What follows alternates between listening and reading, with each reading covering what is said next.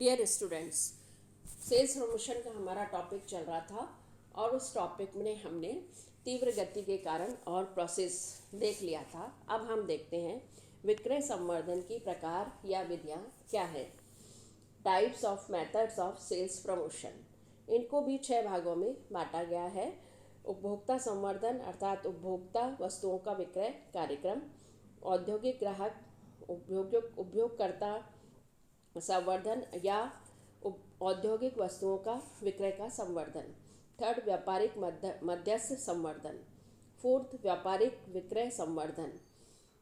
Next, संयुक्त संवर्धन and last, सहकारी संवर्धन। अब हम इनका अध्ययन करते हैं या विवेचन करते हैं। तो सबसे पहले हम लेते हैं कंज्यूमर प्रोटेक्शन या कंज्यूमर प्रमोशन। उपभोक्ता या उपभोक्ता वस्तु संवर्धन। उपभोक्ता को माल के क्रय करने हेतु या उसको माल करने के लिए प्रेरित करने हेतु के उद्देश्य से किए जाने वाले सभी प्रयासों और उपायों को उपभोक्ता संवर्धन के नाम से जाना जाता है। इन प्रयासों से अधिक ग्राहक को वस्तु के प्रति अधिक आकर्षित किया जाता है, उसकी वस्तु रुचि तथा इच्छा उत्पन्न की जाती है, अंततः उसे माल क्रय करने के लिए प्रेरित किया जाता है।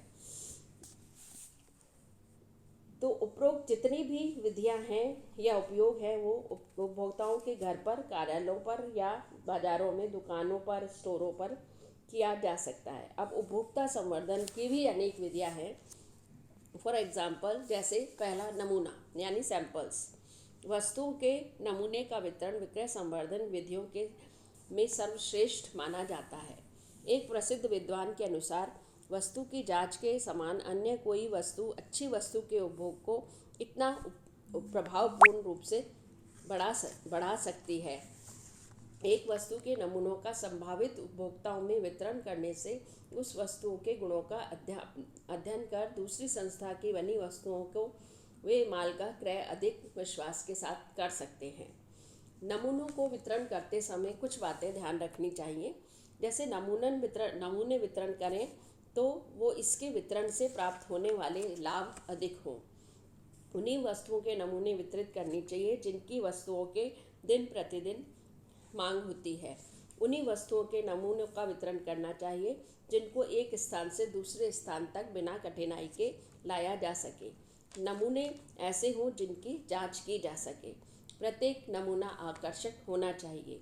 नमूनों का किसी भी बाजार में वितरित करने से पूर्व मार्केट एनालिसिस कर लेना चाहिए।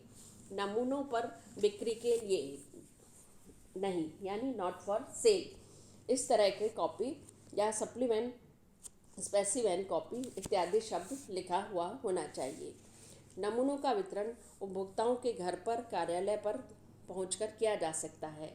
मेले, प्रदर्शनियों, त्योहारों पर भी नमूनों का वितरण किया जा सकता है। कभी कभी कंपनी के व्यक्ति सड़कों के किनारे खड़े होकर नमूनों का वितरण करते दिखाई भी दे सकते हैं।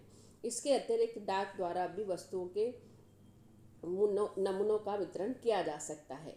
और हमारे इंडिया में तो नमूनों का वितरण कर विक्रय संवर्धन का प्रयोग ज़्यादा ही किया जाता है।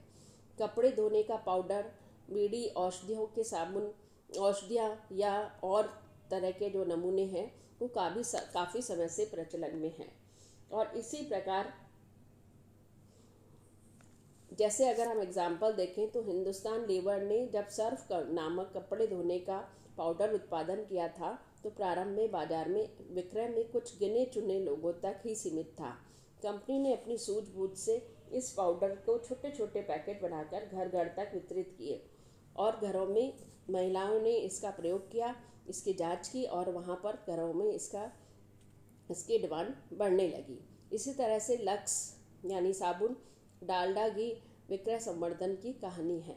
इस कंपनी के अतिरिक्त चाय कंपनियों से चाय बनाकर नमूनों के रूप में भी वितरित की जाती है। तो ये इस तरह के नमूने हैं जिससे कि हम औषधि भी हो सकती है। औषधि विक्रयकर्ताओं के लिए डॉक्टर जो है वो नमूनों का वितरण कर सकते हैं। तो इस तरह से सैंपल के अकॉर्डिंग हम सेल्स प्रमोशन की क्रिया को बढ़ा सकते हैं। सेकंड, इसमें आता है प्रीमियम। प्रीमियम विक्रय संवर्धन का दूसरा महत्वपूर्ण माध्यम है। ग्रॉस और हॉटर ने कहा है कि प्रीमियम किसी वस्तु या सेवा के क्रय प्रोत्साहित करने के लिए दी जाने वाली कोई व्यापारिक वस्तु अथवा कोई मूल्य की वस्तु है। स्पष्ट है कि प्रीमियम एक वस्तु होती है जो उत्पादक किसी वस्तु की क्रय करने पर दी जाती है।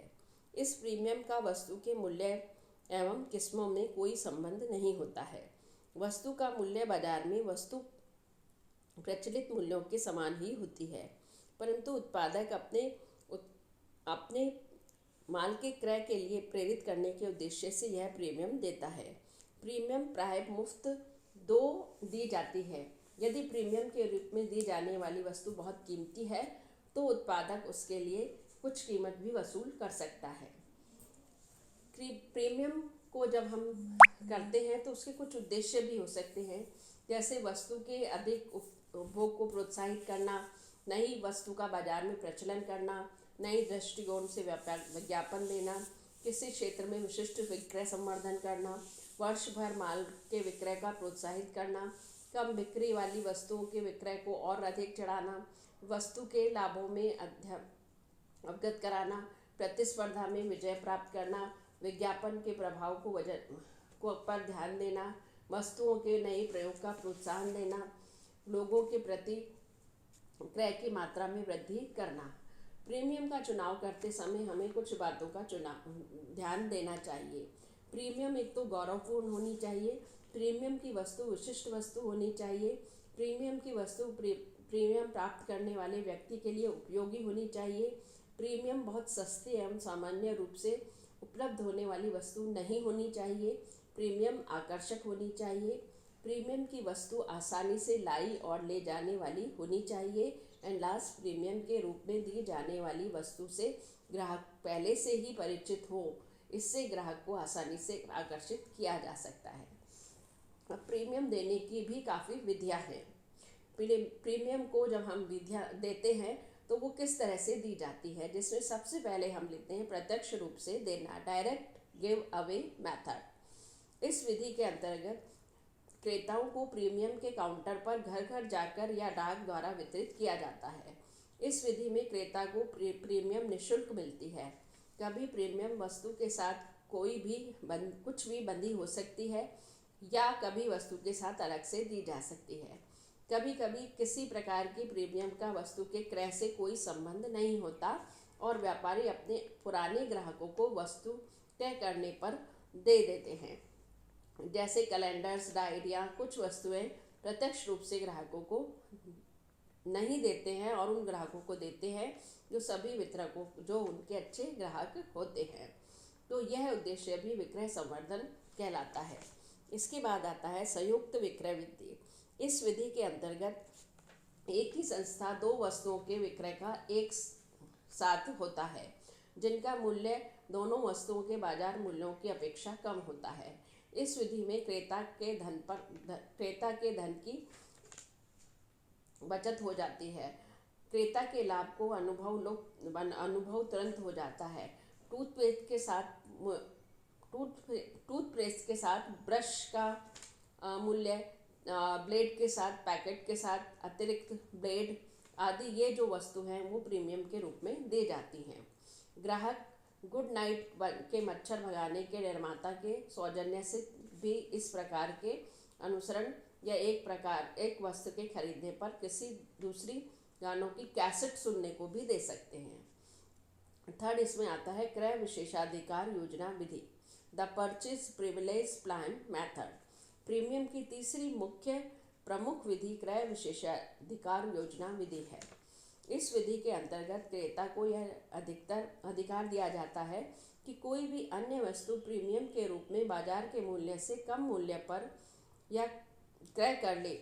तो इससे स्पष्ट है कि उपयुक्त द्वितीय विधि में विक्रेता स्वयं आपसी स्वेच्छा से प्रीमियम के रूप में क्रय करने के लिए अब उस वस्तु को निर्धारित करता है, जबकि इस विधि में वस्तु का चुनाव क्रेता की स्वेच्छा पर छोड़ दिया जाता है। फॉर एग्जाम्पल, कपड़े धोने का पाउडर निर्माता कंपनी पाउडर के 2 डिब्बों के साथ एक बाल्टी या एक टब बाजार के मूल्य पर देती है। तो इस तरह से ये बाय बैक अलाउंस के नाम से भी लिखते हैं। नेक्स्ट इसमें आता है कूपन विनिमय विधि। इस विधि के अंतर्गत वस्तु की पैकिंग में एक कूपन डाल दिया जाता है। जब उपभोक्ता उसे खोलता है तो उसमें एक कूपन निकलता है और उस कूपन के बदले ग्राहक को व्यापारी के कूपन पर लिखी हुई प्रीमियम प्राप्त होती है। यह प्रीमियम नकद भी हो सकती है, वस्तु के रूप में भी हो सकती है। कभी कभी ग्राहक को वस्तु को एक निश्चित संख्या एकत्रित करने पर ही प्रीमियम दी जाती है। कभी कभी ग्राहक को कूपन की एक निश्चित वस्तु क्रमानुसार भी एकत्रित करनी पड़ती है, तब ही प्रीमियम दी जाती है। भारत में कई अगरबत्तियों के निर्माता कंपनियों ने अगरबत्तियों के पैकेट के में कूपन डालकर इस विधि का प्रयोग किया है। अगरबत्ती के पैकेट के खरीदार पैकेट में से कूपन निकालकर कूपन पर लिखी प्रीमियम को प्राप्त कर सकता है।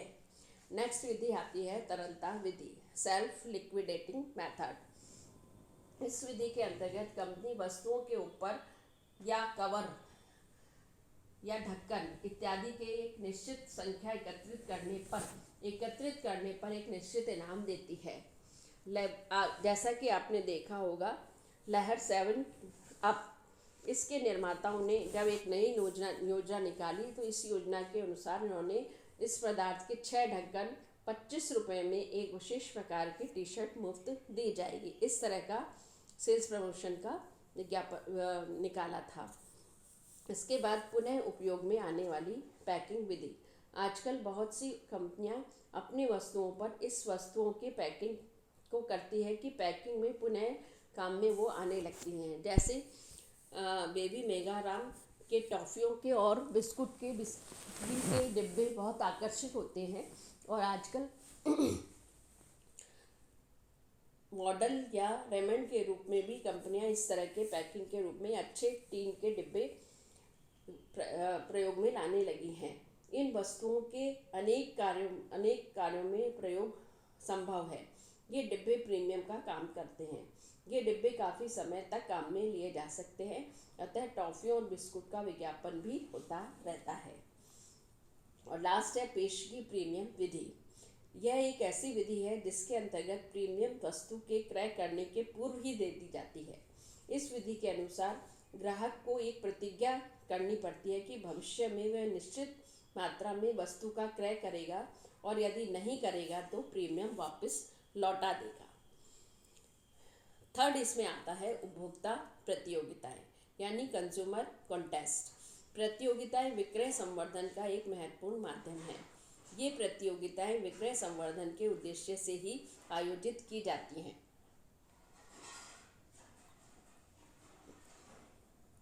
किंतु आयोजन का उद्देश्य व्यवसाय के रूप में वृद्धि करना भी होता है। विस्तृत रूप में उद्देश्य ये भी हो सकते हैं कि जो प्रीमियम के हैं। प्रीमियम के किस तरह से ये कॉन्टेस्ट की जाती है वो भी हम देख लेते हैं। जैसे वस्तु से संबंधित वाक्य पूरा कीजिए। इस विधि के अंतर्गत प्रतियोगी वस्तु को संबंधित वाक्य पूरा करने के लिए किया जाता है। For example gold spot company ने इस प्रकार का एक 3 लाख रुपए की इनामी प्रतियोगिता आयोजित की थी, जिसमें प्रतियोगिता का निम्न वाक्य अधिक से अधिक 10 वाक्य में लिखकर पूरा करने को कहा था। मैं गोल्ड स्पॉट पीता हूँ क्योंकि, यह लिखने के लिए कहा था। दूसरा हम इस तरह से कर सकते हैं, वस्तु के बारे में एक पत्र लिखना। कभी कभी प्रतियोगिता में वस्तु के विषय में 100 से 200 शब्द में एक पत्र लिखकर मंगवाया जाता है। जिनका पत्र सबसे अच्छा होता है उनको पुरस्कार प्रदान किया जाता है, परंतु इस विधि का अभी कोई प्रचलन में नहीं है। थर्ड इसमें आता है वस्तु के नाम का सुझाव। इस प्रकार की प्रीमियम में किसी वस्तु के कुछ लक्षण बनाकर उस वस्तु के नाम के लिए सुझाव आमंत्रित किए जाते हैं। इस प्रकार की प्रतियोगिताएं प्राय वस्तुओं के नामकरण के लिए समायोजित की जाती हैं।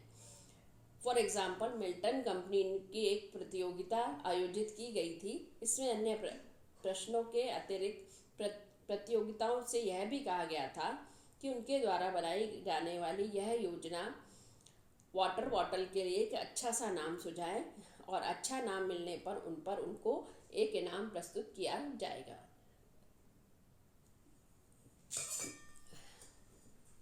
फिर आता है पद्य पूरा करवाना, कंप्लीट अ वर्स। इस प्रतियोगिता में वस्तुओं के संबंधित पद्य को पूरा करवाने को लिए कहा जाता है। नेक्स्ट इसमें हम लेंगे वस्तुओं के नए नए उद्योगों का सुझाव।